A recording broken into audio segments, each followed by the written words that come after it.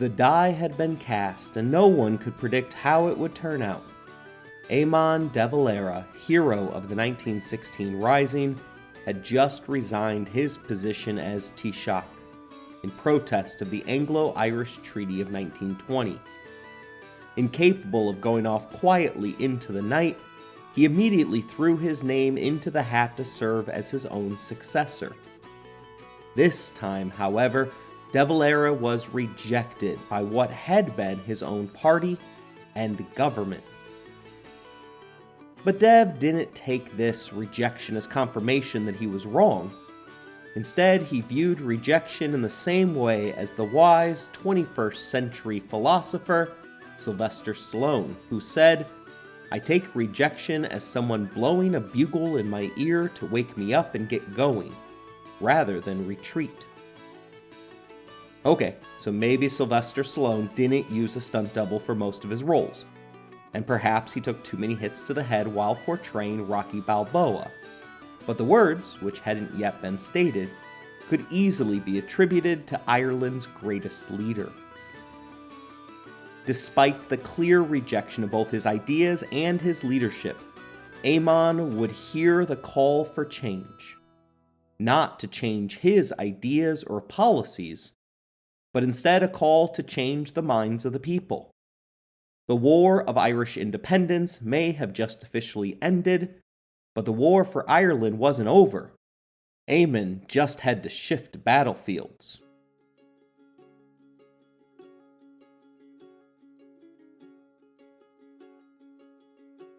You're listening to Empires, Anarchy, and Other Notable Moments, a podcast designed for deep dives that assist in the teaching of history. This series focuses upon Irish politician Eamon De Valera. Episode number 4, De Valera's Wars.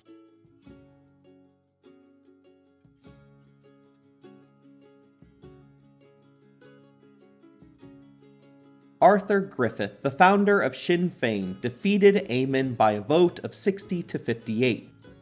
As was proper, Eamon stood down on January 9, 1922, and promised to support Griffith in his new role. But, as there always was with De Valera, this promise came with a caveat. Although he would support Griffith in his role, he would not support any actions taken on behalf of Griffith's provisional government, whom he viewed as illegitimate. Once the business for the day had been completed, the Dáil and De Valera went on a month-long adjournment. Eamon went to Paris to represent himself at a long-planned Irish race convention. The first Irish race convention occurred in 1881 in Chicago. These irregular conferences attempted to unite Irishmen from around the world on the major issues related to Irish nationalism. In 1922, the conference was to be held in Paris. The agenda was focused on considering whether the Anglo-Irish Treaty, signed against De Valera's will, was a positive or a negative for the Republican movement. Although the acceptance of the treaty had ended the war for Irish independence, Eamon still acted as if the British were trying to arrest him. This was likely because he had never accepted the treaty. He utilized back channels to secure a false passport, this time posing as a priest named Father Walsh. His cover, however, was nearly blown when he was in London traveling to the conference. His wife, Sinead, described her husband by saying, "In small things, Dev is very much given to weighing things. He sees all the difficulties and takes all the precautions. On the other hand, when a big matter is at stake, he will go boldly forward." While out of power and the spotlight, his mind became consumed with small things, such as whether or not to buy a new fountain pen for the conference. Deciding to test it out before purchasing it, he repeatedly signed his name Eamon De Valera in front of the store clerk, something that was odd for Father Walsh to be doing. His companions had to give him a strong kick under the table to get him to stop, and then the paranoid group destroyed the paper before it drew unwanted attention. Showing that he had zero interest in riding into the sunset, De Valera ran for president of the Paris Conference. The treaty supporters in government had not seen this feint by their opponent, and in haste rushed to get Arthur Griffith's name on the ballot. With him not in attendance, however, Eamon De Valera cruised to victory, unopposed, after he pointed out it was disqualifying for a candidate to not be in attendance. Eamon always knew every detail in the rulebook. This was a massive victory for the anti-treaty movement, and Eamon sought to capitalize on the momentum by forming International Baccalaureates, an anti-treaty wing that is incredibly difficult to say, underneath the Sinn Féin banner. International Baccalaureates and the pro-treaty wing of Sinn Féin agreed to work together during the 1922 national elections. After they won, the expectation was that they would form a coalition government to continue running the Dáil. De Valera's campaign speeches, however, showed that the inter-party alliance was in name only. At his first campaign stop, his speech was entirely about the injustices of the treaty. Among his many objections included his opinion that it had been signed under duress, maintained an oath to the King of England, and that it continued British military occupation of Irish ports. He also latched on to the partition of Ireland, attempting to blame the loss of Northern Ireland on the pro-treaty government leaders of Sinn Féin. The election was scheduled for June 16, 1922, and the Longfellow, as Dev came to be known, was just getting warmed up.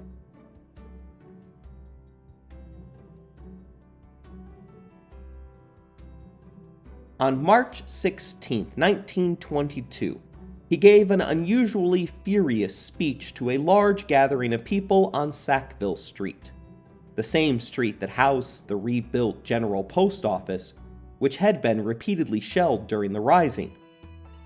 In this speech, Eamon is reported to have stated that if the treaty becomes accepted, and if the volunteers of the future tried to complete the work the volunteers of the last 4 years had been attempting, they would have to complete it not over the bodies of foreign soldiers, but over the dead bodies of their own countrymen.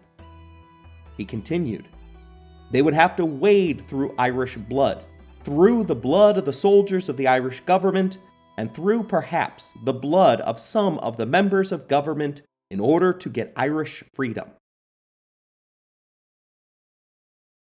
This speech is so critical that it deserves to be looked at from a few different angles. First, let's entertain De Valera's perspective. Eamon unequivocally denied the context of this speech throughout his entire life, as well as when he was being brought to task for it by his colleagues during official Dáil sessions. This was another example of fake news in Dev's mind, who had often felt as if the newspapers were working directly against him. He referred to stories about this speech as an absolute misrepresentation, a misquotation that had been brought forward without any proof and without anything to substantiate them, as well as saying boldly that it is a lie. The second angle to look at, however, is from the perspective of his supporters. He was speaking to thousands of young men and women. Many of those in the crowd were armed. He was also giving the speech near the headquarters of the rebels who had fought the British during the Easter Rising. All of this was designed to convey a seriousness to the words that he was utilizing. De Valera was a gifted public speaker who held his audiences enthralled. I have nearly 20 years' experience teaching public speaking. If you grade him by the book, his speeches were not special. Truth be told, he regularly violated most tenets of professional speaking, including the fact that he would go into excruciating detail regarding the most minute issues. But like many of the great orators in history, his ignorance of prototypical speech techniques did not take away from the sway he held over his audience. Later in life, when De Valera's eyesight was failing him, he on occasion had his aide deliver a stump speech for him. The aide claims that after having watched De Valera give the same speech 7 times before, he hit every high note, word for word. but the audience never erupted into applause the way that they did for Dev. In fact, the aide claimed that he didn't get a single clap or cheer, despite De Valera receiving applause every few minutes. Early in the 2016 presidential election, 3 of my politically engaged students decided to travel to a Trump rally that was being staged nearby in Michigan. The students went in large part to be a part of history, not because they supported him or his platform, but because it seemed as if something was happening at those rallies.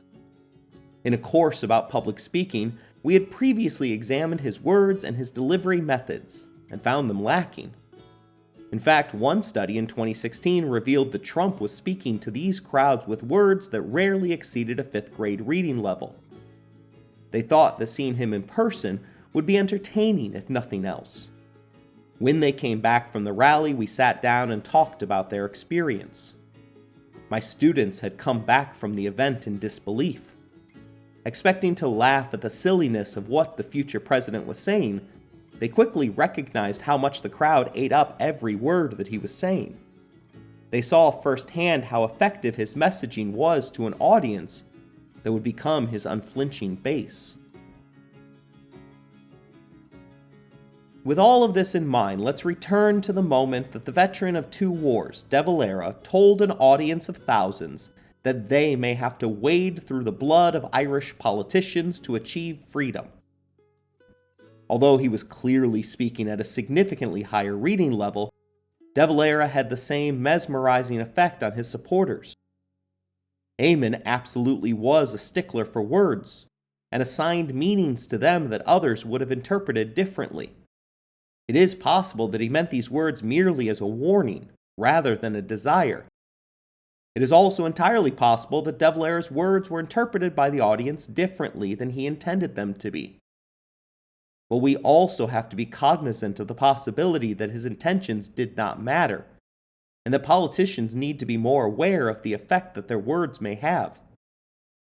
Just a few days after his Wade in Blood speech, he was at it again in Killarney, stating, "If our volunteers continue, and I hope they will continue until the goal is reached, then these men, in order to achieve freedom, will have, I said yesterday, to march over the dead bodies of their own brothers.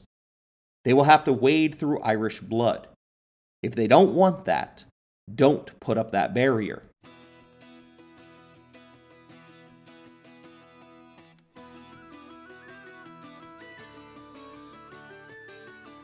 Michael Collins, his former second-in-command, pleaded after a 3rd call for violence. Can he not cease his incitements, he said? They are incitements, whatever his personal intention. Can he not strive to create a good atmosphere instead of seeking to create a bad one? This was the atmosphere that the vote was held under in June. The results showed a clear divide. Sinn Féin won 94 of the 128 available seats. But of these 94, the pro-treaty forces claimed 58 to Eamon De Valera's 36. Within the ruling coalition, Eamon would be in the minority. Despite promises otherwise, the anti-treaty Sinn Féin forces boycotted the newly elected Dáil. It is impossible to defend Eamon here. His new branch within the party had requested, negotiated, and approved the terms of the coalition government before the campaign. Upon losing, however, they refused to recognize the formation of a legitimate government. I experienced this type of hypocrisy through my elementary school children when they begin to lose at something that they ask to play. They want to pick up their ball and go home if they aren't always winning. Additionally, their actions were undemocratic, as it went against the clear wish of the majority of the Irish population. Despite only 58 seats, the pro-treaty parties had secured support from over 75% of the electorate. Michael Collins had worked to unify the 2 halves of Sinn Féin to no avail. That failure extended to his efforts to reconcile the internal differences with the anti-treaty Irish Republican Army. The IRA, as it is commonly referred to, was formed in 1917 from members of the Irish Volunteers as well as the Irish Citizen Army. They later absorbed a sizable number of nationalists who had fought for the British during World War I. The organization had been heavily involved in the Irish War of Independence and made use of guerrilla warfare tactics against their enemies at home and abroad.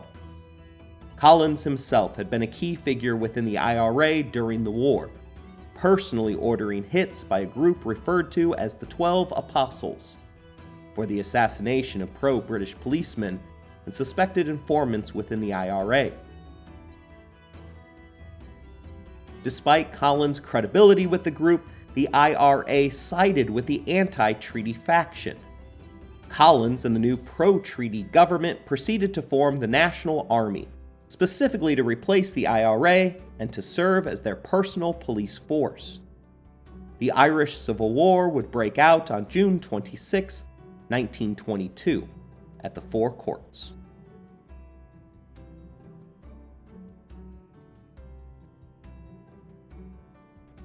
Let's back up just a little bit, though. The Four Courts, located along the River Liffey, was a key location for insurgents during the Easter Rising, but it had seen little action during the six-day event. This time, it would prove to be the catalyst for the war. Roy O'Connor, along with 200 anti-treaty IRA militants, seized the Four Courts in April. Oddly enough, O'Connor was attempting to play peacemaker. He believed that his takeover would cause the British to take up arms against him, which would in turn unite the two Irish factions together once again. Arthur Griffith, the Taoiseach of the moment, wanted to immediately put down the rebellion. But Michael Collins won the argument, urging restraint in an effort to avoid the Civil War. For those that see Collins as a villain in Eamon's story, however, they look at this decision from a practical angle, pointing out that Collins needed time to line up his forces. Time was up on June 26, when the rebels in the Four Courts kidnapped J.J. Ginger O'Connell, a general in the newly formed National Army. After giving a final warning, the Dáil authorized the shelling of the Four Courts. While skirmishes between the two factions had been happening for months, the bombing represented the crossing of the Rubicon, the proverbial point of no return.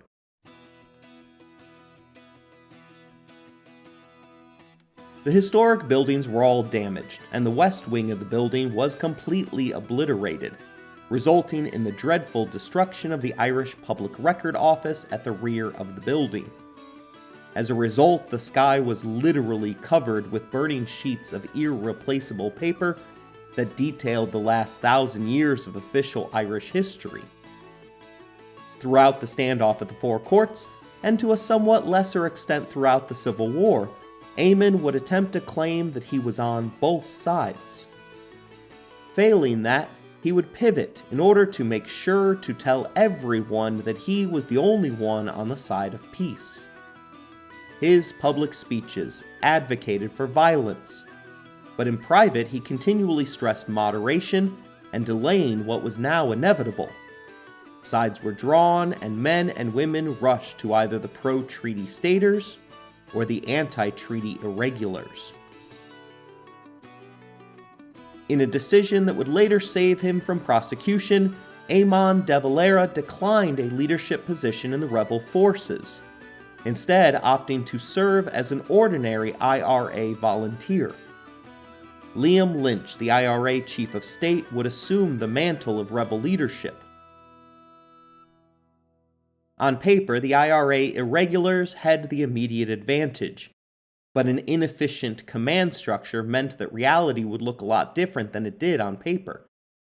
At the outbreak of the war, the irregulars outnumbered the pro-treaty staters by 12,000 to 8,000, and were made up of the most experienced guerrilla fighters in Ireland. Unfortunately for these 12,000 soldiers, there was also a shortage of weapons, meaning that only half of them possessed rifles. In fact, the anti-treaty irregulars oftentimes fought with inaccurate shotguns or handguns.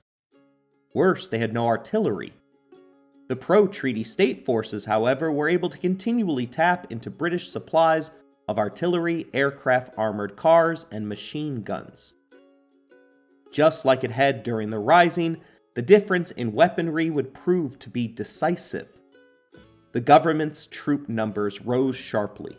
14,000 in August 1922 became 38,000 6 months later.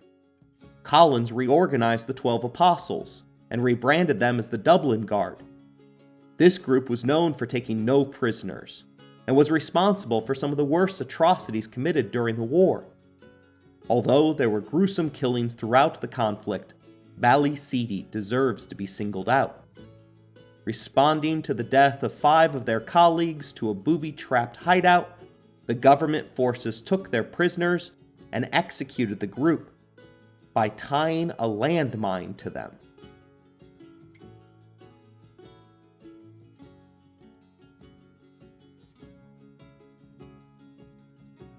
The Civil War was the most miserable time of De Valera's entire life. This was not due to the necessary difficulties that related to military life. Eamon had always looked back fondly at his time in the Rising, a conflict that he was absolutely willing to die for. Historian David McCullough hypothesized that the discontent came from the fact that De Valera had lost control. For the first time in his adult life, he was swept along by the course of events, sidelined and deprived of the power to shape his country's destiny. De Valera's own writings support this theory, with the Longfellow explaining that he felt as though he was watching the Civil War through a wall of glass, able to see everything but powerless to intervene. He rarely went home to see his wife Sinead or his children. His absence was particularly hard upon his wife, as their 5th child, Terry, was born 20 days prior to the shelling of the 4 courts. Rather than picking up a rifle, Eamon worked almost exclusively on propaganda for the rebels. Always caring how history would perceive his actions, Eamon regularly published articles in America that defended the irregulars' position. Most of his propaganda accused Arthur Griffith's government of staging a military coup to install a dictatorship. At the outset of the war, Griffith was the main target of the propaganda, but De Valera would come to regret some of the words that he published against the man that was first his former party head, then deputy, and finally his successor. It is believed that Griffith died from overworking himself in an attempt to implement the treaty with England. He courageously attended 41 of the 42 provisional government meetings over the course of 37 days. The reward for his service was becoming confined to a nursing home after he suffered from a hemorrhage. 2 months into the Civil War, he returned to work, but was rendered unconscious while tying his shoes and proceeded to pass away from another hemorrhage. In his personal diary, Eamon commemorated Griffith by saying that he was an unselfish and courageous patriot. But seeing that they were on opposite sides of a civil war, Eamon couldn't help but to get one jab in, wishing that Griffith had not stooped to the methods that he did in which to win.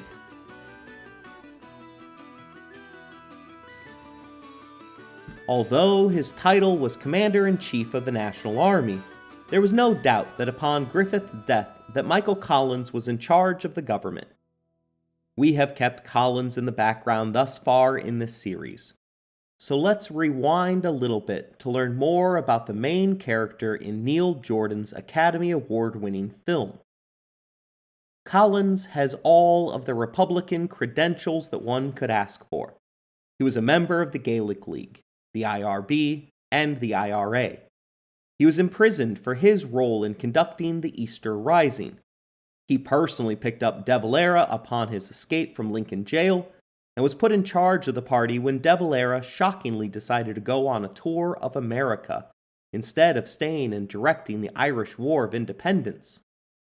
It was during this war that Collins gained the reputation as an elite military strategist in the field of guerrilla warfare. Collins personally authorized and conducted the most brazen of raids against the British, including the assassination of the Cairo gang, which resulted in the retaliatory Bloody Sunday attacks.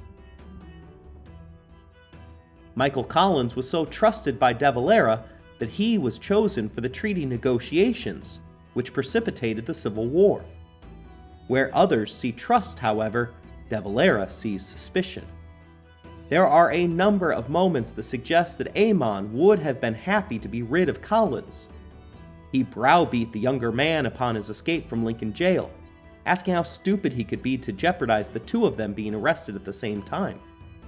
Whereas some see confidence in leaving the War of Independence in Collins' hands, others see practicality. If the war failed, which was always likely, it would fall upon Collins' head as the man who directed the attacks.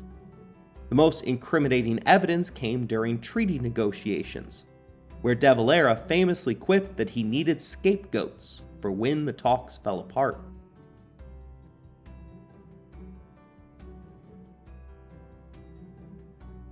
Collins was in a difficult situation during the Civil War.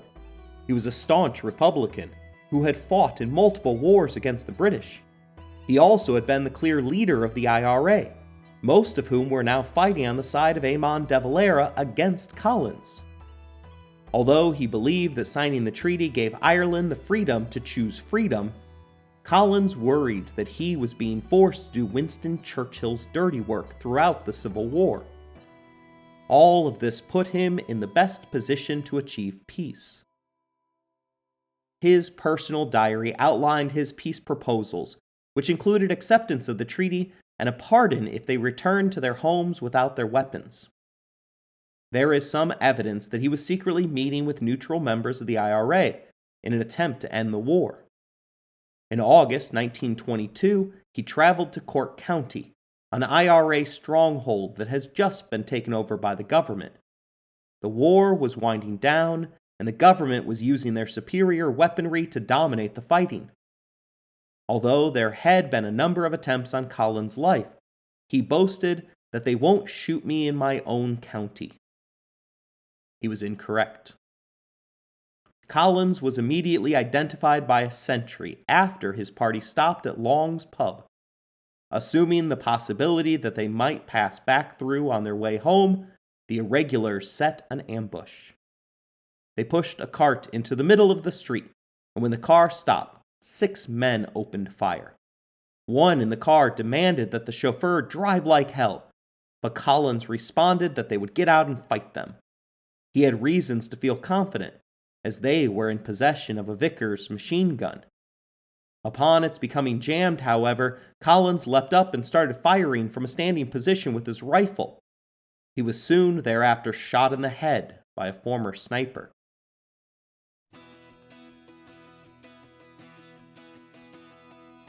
On August 21st, one day before Collins was assassinated, De Valera decided that the Civil War was a lost cause. With all paths to a military victory blocked, he felt that the honorable thing to do was to end the fighting. In other words, without the possibility of winning, it was time to focus on how he could save his reputation. Upon finding out about Collins' death, he expressed shock. One witness claimed that he sat with his head in his hands for a long time, eventually muttering, "This has to stop."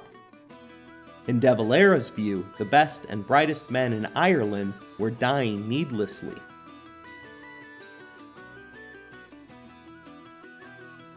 But it's difficult to stop a war that your words and actions precipitated. Since Eamon was not in charge of the effort, he had to convince Liam Lynch that his new viewpoint should be adopted by those who had already fought and lost so much. Knowing that the pro-treaty forces were out for his blood, De Valera traveled incognito through back streets while wearing a fake beard and a priest's vestments.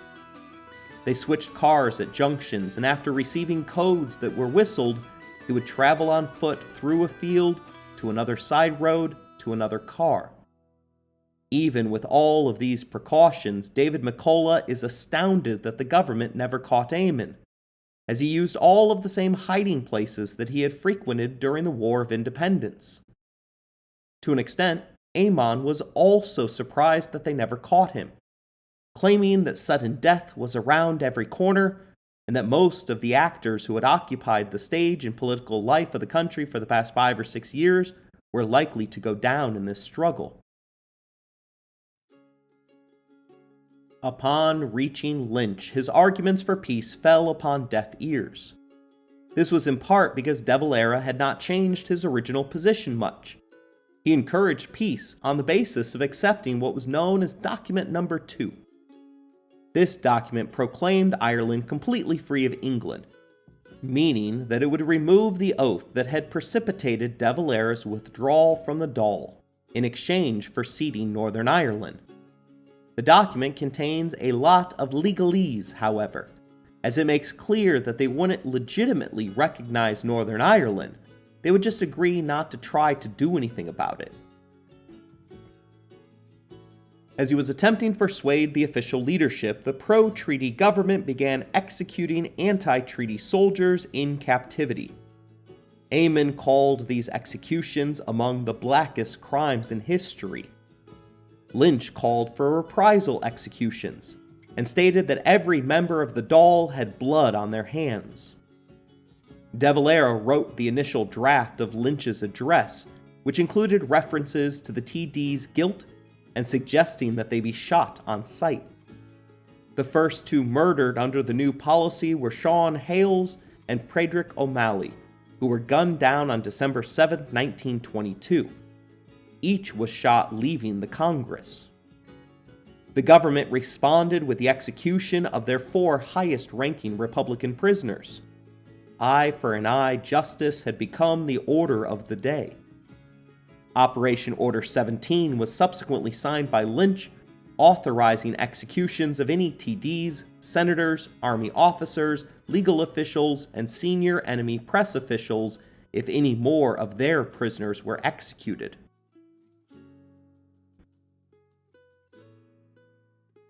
While Liam Lynch refused De Valera's overtures for peace, Eamon proceeded to receive the pleas of Liam Deasy.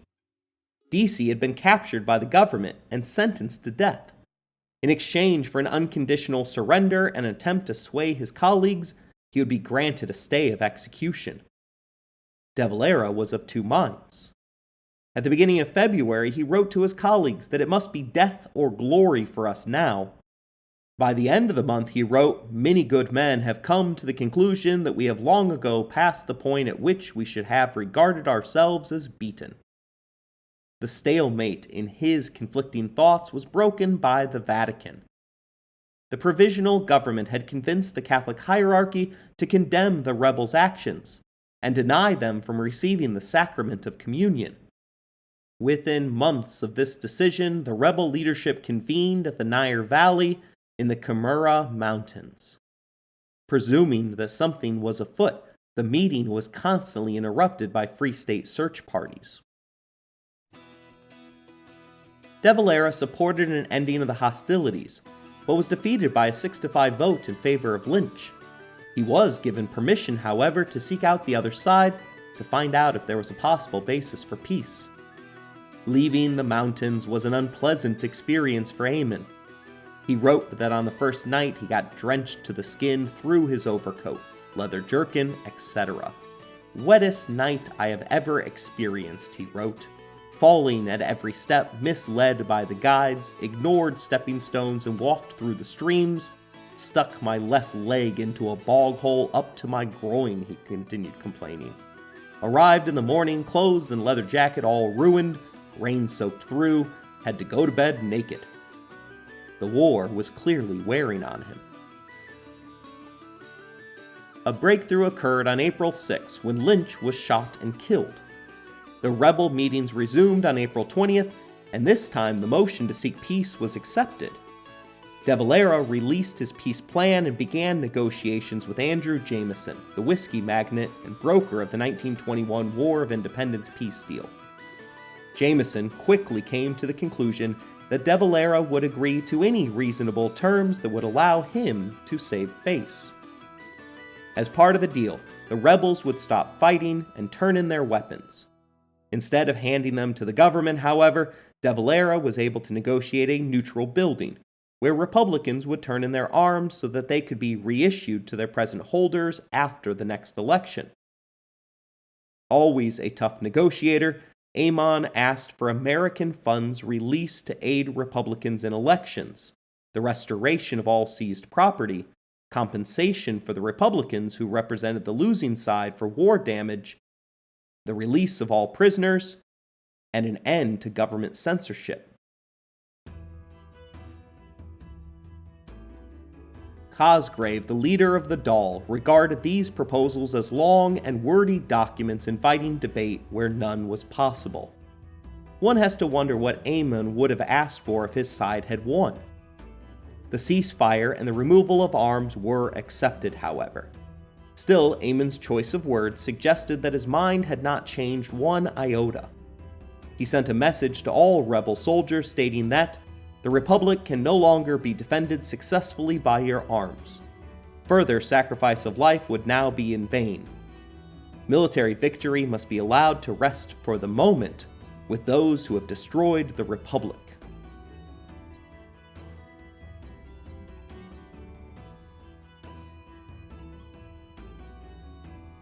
The use of the word successfully suggests that Eamon believed that they were at times winning the struggle. There is little to suggest that that was ever the case. The use of the phrase destroyed the Republic suggests that they were still convinced that they were the good guys in this story. In what will come next, there are a number of parallels with 1916. First, Eamon will be briefly imprisoned. This time, he'll be saved by a lack of evidence as to his actual role in the fighting. Secondly, he realizes that even though they lost militarily, he could win politically. Even though the ceasefire had been his idea, Eamon remained hidden for months after the war had ended. He only emerged from the shadows to run as a candidate under the Sinn Féin name for his old seat in Clare County. He released a statement saying, "If the people of Clare select me as their candidate again, I will be with them, and nothing but a bullet will stop me." This wasn't conjecture. The IRA's director of intelligence had warned him that some of the Free State murder gangs had sworn to kill De Valera in retaliation for the death of Michael Collins. He met with his wife for one night and left her heartbroken and anxious in the morning when he went to a planned public campaign event.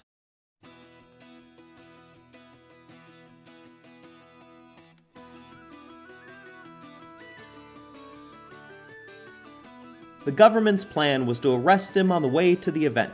After all, arresting De Valera in public would make excellent propaganda for him. Although it's impossible to believe, Eamon somehow got onto the stage before any of the officers had recognized him. Why say that that's impossible? Eamon was the hero of the 1916 Rising. He had led the country through the War of Independence. He was the cause of the Civil War. It's safe to assume that everyone in the country knew of him. In public, Eamon always dressed in a white shirt with a black tie underneath his traditional long black trench coat. Moreover, he was nicknamed the Longfellow because he was 6'3". Add in his glasses and top hat, and you have the equivalent of Abraham Lincoln walking by unrecognized in America. Eamon was so concerned about his public image that he refused to smile at events, even rugby games. For this campaign event, he did not come in disguise, nor did he make any attempts to evade arrest. He did manage to speak for several minutes before the troops marched towards the platform with bayonets attached. They even fired into the air, causing a stampede that injured 20. Even more incredible, the incompetent Irish guards that fired into the air as a warning managed to accidentally shoot 4 in the crowd.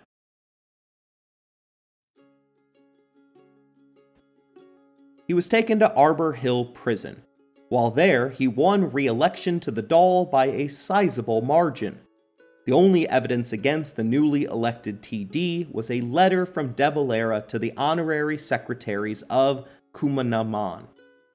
Given all that had been said about De Valera's war guilt, A prosecution on the basis of this letter might well have seemed ridiculous, and the idea was quietly dropped.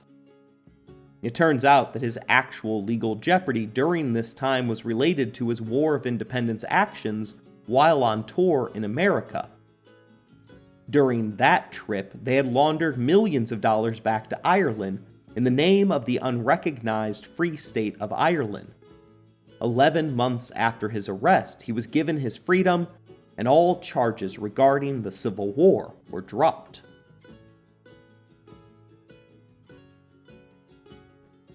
You have to assume that Eamon De Valera had learned his lessons. If you did assume that, then you haven't yet learned enough about this man. One of his first acts was to address the Corlana Jacti, an alternative parliament that they had set up during the Civil War. Showing that he had learned absolutely nothing from his experiences, Eamon gave a lengthy account of the Civil War, including rehashing his accusation of the provisional government of carrying out a coup d'etat. These accusations, which amounted to an alternative set of facts, threatened to reopen wounds that had barely begun to close. Why not address the Dáil itself? Although Eamon had won his election, he was still refusing to enter the Congress until the oath of allegiance to the king was removed.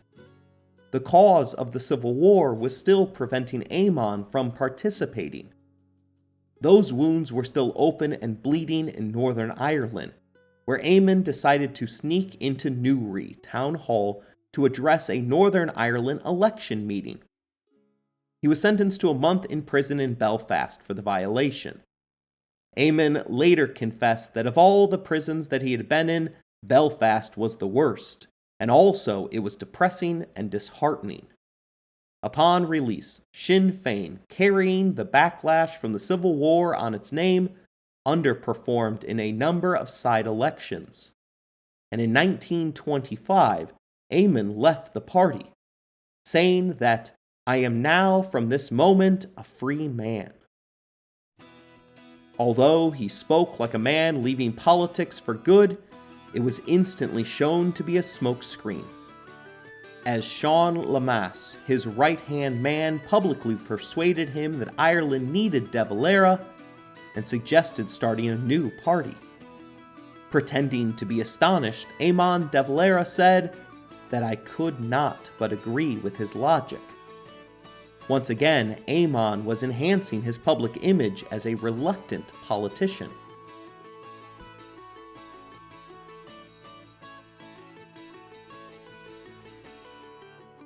The new party was named Fianna Fáil. It is suggested that Eamon liked the name because it was impossible to translate. The closest suggestions are that it meant Warrior Bands of Ireland or Soldiers of Destiny. The party attempted to capture the support of Irish Republicans while removing the stains of the Civil War. It had 5 stated aims. First, securing the political independence of a united Ireland as a republic. Second, the restoration of the Irish language and culture. Third, the development of a social system that would allow equal opportunity for the Irish to live a noble and Christian life. 4, the redistribution of land in Ireland. And 5, making Ireland economically self-contained and self-sufficient. This last plank is going to lead to Eamon's next war, the economic war. But we'll get there. De Valera was the unquestioned leader of Fianna Fáil. Anybody who would have questioned him had been left behind. It was autocracy by consent. The strategy to grow the party involved identifying and winning over one significant person in each parish, usually the leading IRA officer. They then watched as that individual influenced the rest of the parish in their favor. Starting with next to nothing, including unfurnished offices and barely functioning second-hand cars, De Valera made it clear that the party required absolute loyalty.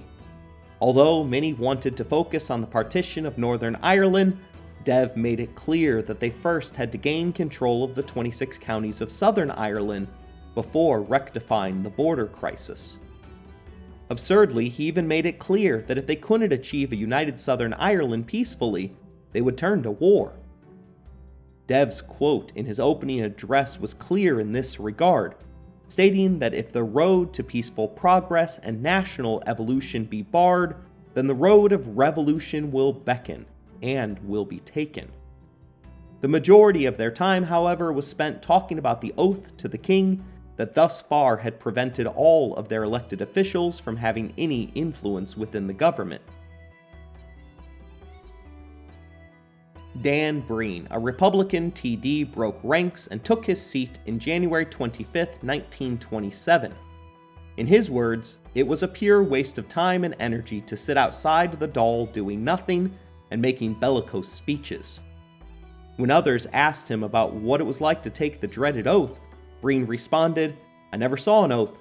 There was an oath somewhere, but no one asked me about it. I just signed a book. I never read any formula." This admission, plus a theological smokescreen provided by the Catholic Church, would pave the path for De Valera's return to power. It began with the 1927 general elections.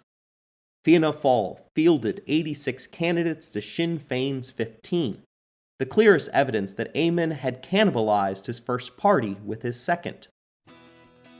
Adding Fianna Fáil's totals with those of other Republican parties, and Eamon would have a majority.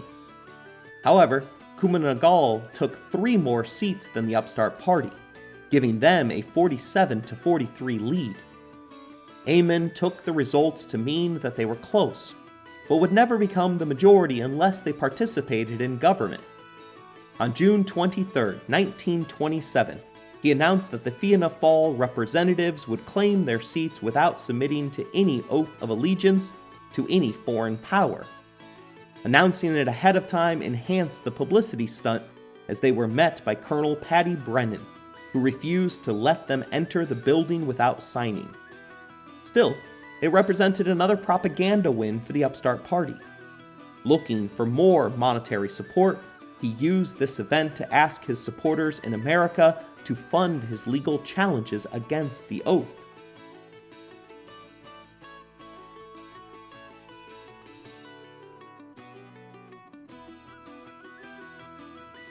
Although he would later say that it was always his intention to rejoin the Dáil, De Valera's actions suggest otherwise. He expelled Fianna Fáil member Patrick Belton after the latter announced that he was going to sign the oath. The lure of power, however, was always too much for Eamon. On the side, he was having secret meetings with the Labour Party, seeing if there was the possibility of coming to a coalition agreement. If he could get them to agree to a deal, he would have the majority needed to remove the oath once and for all. This meant that he was in a catch-22, as the only way to remove the oath was to first take the oath. The coalition was agreed to on August 10th, based upon an understanding that would immediately overturn Cosgrave's Public Safety and Electoral Amendment Acts. De Valera attempted to write his way out of his dilemma regarding the oath. A draft from the party attempted to explain how entering the Dáil did not contradict their previous position, because the oath was, in the words of De Valera, merely an empty political formula which deputies could conscientiously sign without becoming involved, or without involving their nation in obligation of loyalty to the English crown. On its face, this rewriting of his own history is absurd. De Valera fought the Civil War and refused to enter the Dáil for years, only because of this oath. If it really was just an empty political formula, then all of his actions in the run-up to this moment scream of treason rather than patriotism. For an empty political formula, De Valera was awfully dramatic about signing it. Fianna Fáil members arrived on the appointed day in groups of 2s and 3s. De Valera made sure that he was the last to arrive and made it clear, in the Irish language, that he believed that signing the oath was not real. He then read out a planned statement, which translated as, "I am not prepared to take an oath. I am not going to take an oath. I am prepared to put my name down in this book in order to get permission to go into the Dáil, but it has no other significance." He then took the Bible off of the table that held the oath, proceeded to cover the text of the oath with papers that he was carrying, and signed the book. After he was done, he promised the crowd that one day he would see that that book was burnt. 4 days later, the labor leader called for a vote of no confidence in the Cosgrave government. The whip believed that Fianna Fáil had a narrow 74-70 advantage in the vote that would follow. With some votes to spare, they allowed one member to travel to Canada, and 2 more off for party business. When it came time to vote, however, the opposition had members surprisingly return to the chamber, and when the votes were cast, they were tied at 71 apiece. Fianna Fáil and Labour frantically began counting their members. By their count, they should have had the requisite 72 votes. But John Jinks was nowhere to be found in the chamber. A mad dash search of the premise was ordered. There were even fears that he had been kidnapped. He was eventually found at the bar that amazingly resides within the Dail. But it was too late. The vote had passed, and the cold feet of John Jinks meant that De Valera had taken the oath for nothing. In some ways, you could claim that he had jinxed the whole thing. De Valera was once again a minority member of the Dail. Party whip Gary Bolin later said that the loss was a blessing in disguise. He claimed that Fianna Fáil knew nothing about parliamentary procedure or the science of government. The next 5 years spent as the opposition party was an apprenticeship for the government. De Valera would also develop a new weapon for all fronts in his personal war for independence. The Irish press came into existence in 1928. De Valera used money from his American contacts and pooled together all of their shares in his name to gain control of the paper. He was the controlling director, editor-in-chief, and managing director of the paper. This allowed him to appoint all staff and dictate editorial policy for the paper. The idea for a newspaper had come out of the last months of the Civil War. Eamon had become convinced that the only reason that they had lost was incorrect/unfair coverage from the papers. In his mind, they would have won if people had only understood the arguments for their cause. The motto for the Irish press was to provide the Irish people with a paper which will give them the truth in news without attempting to color it for party purposes. This, however, was a joke, as the Irish press became the mouthpiece for the party of De Valera. It took the next 2 years to get up and running, but by 1931, Eamon's carefully chosen words were being delivered to the doorsteps of 100,000 Irishmen. One of the hooks that made the paper successful was the creation of an abnormally large sports section, very much akin to what is in papers today.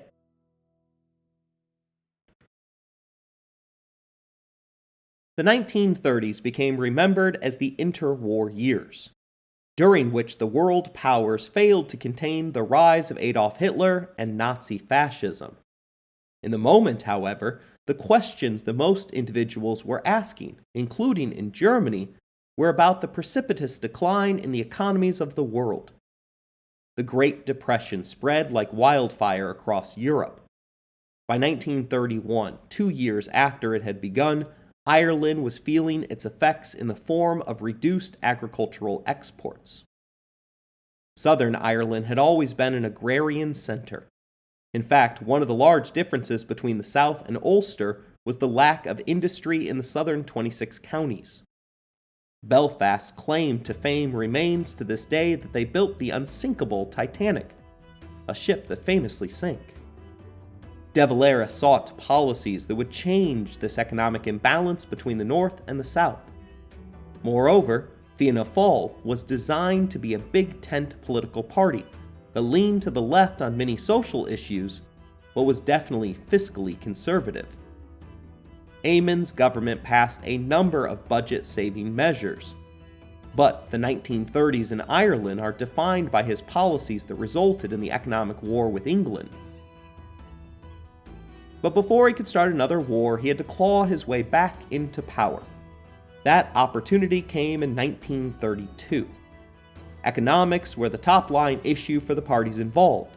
The New York Times said De Valera was arousing emotions and enthusiasm strangely like those Adolf Hitler is spreading through Germany. That enthusiasm extended to the polls.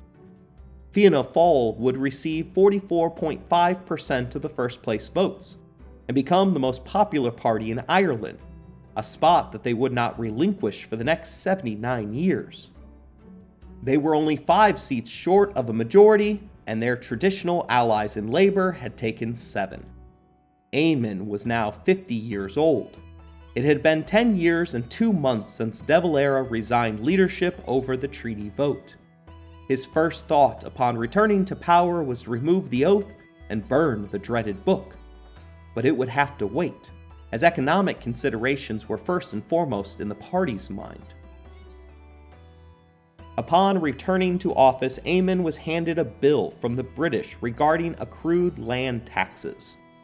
Upon searching for the agreement in question, all that could be found was an unsigned document that was mostly patches and shreds.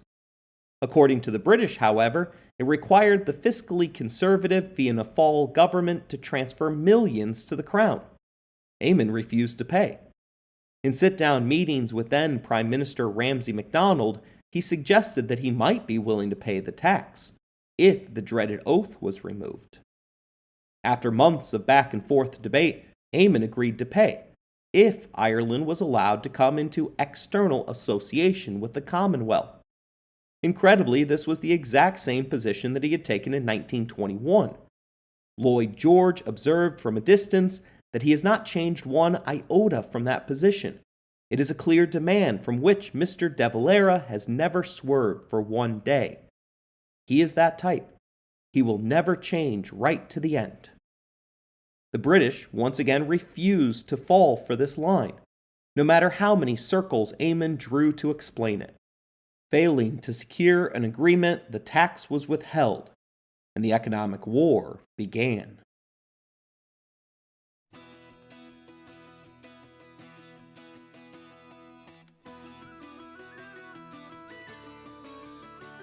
As did everything else in his life, the foundations for the economic war were set firmly in Eamon's struggle for Irish independence from the British.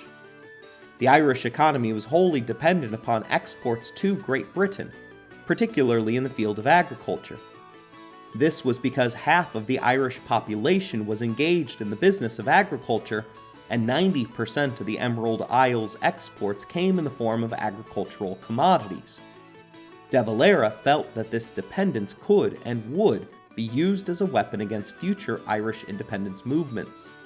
Thus, he sought to divest his economy from England's. His policies were protectionist, and it was clear from the beginning that it was going to hurt Ireland.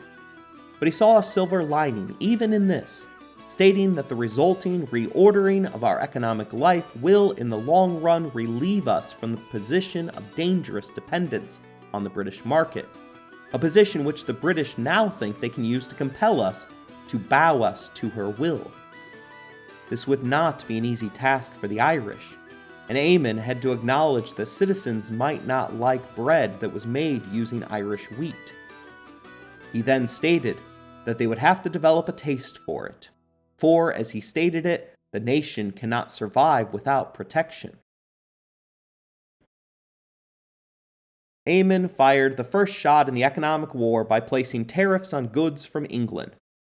The justification for this was the same as the justification for any protectionist policy.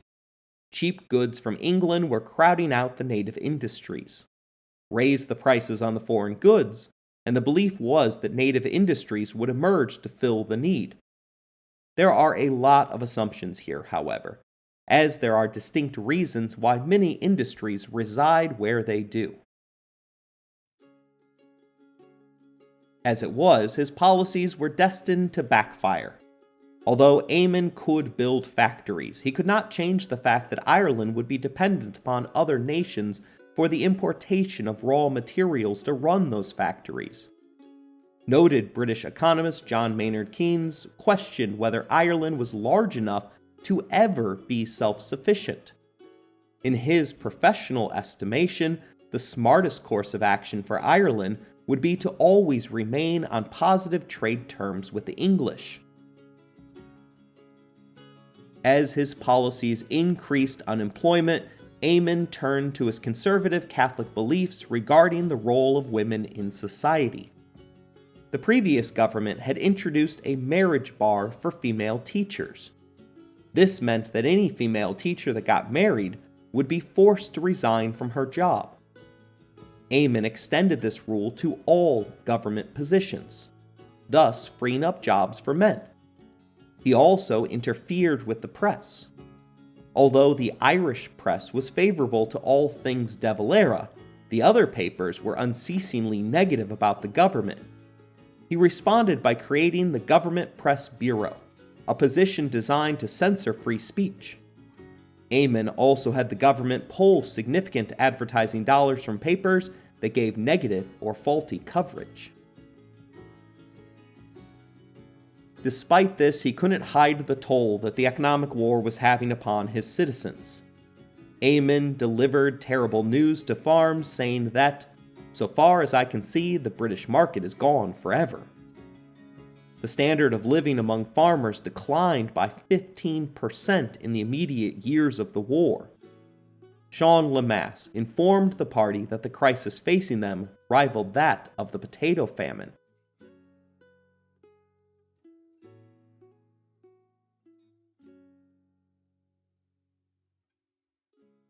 The economy was ultimately saved by trickery. In 1933, Ireland began negotiations with Germany for the importation of coal. These talks broke down within 3 days, but the British had no way of knowing that. German coal happens to be more sulfurous than British coal, and if Germany supplanted them, it meant that all furnaces would have to be altered for the German coal. It meant that Britain would never gain back this market. Britain fell for Ireland's bluff and agreed to the Coal Cattle Pact, in which Ireland agreed to import all its coal from Britain in return for a 16% increase in cattle exports from Ireland. This deal single-handedly helped to avert famine in Ireland. The economic war would last until 1938, when De Valera was able to negotiate its ends through talks with Prime Minister Neville Chamberlain. World War II was on the horizon, and Chamberlain was convinced that Ireland might be the key to winning. For De Valera, the economic war had been a necessary evil. Despite the hardship, support for Fianna Fáil increased throughout the economic war. De Valera was able to leverage the coverage of his own newspaper to convince all those involved that Ireland would be better off in the long run. The storm brewing on the shores of continental Europe would once again change the narrative, and Eamon De Valera would be there to set the course for Ireland's future.